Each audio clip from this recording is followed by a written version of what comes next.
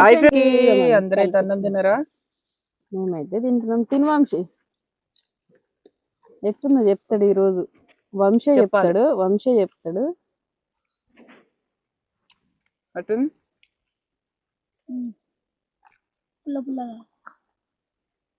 ఇంకా టమాటాలు ఉంటే బాగుండు. ఎందుకు వేయాలి వేస్తున్నావు? వేస్తుంటే ఎందుకు వేయాలి?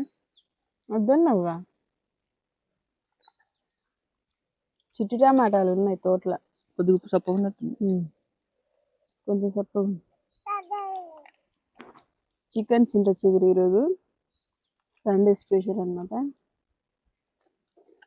ముక్క అయితే నోట్లో పెట్టుకుంటారు. ఇంత బాగుందా?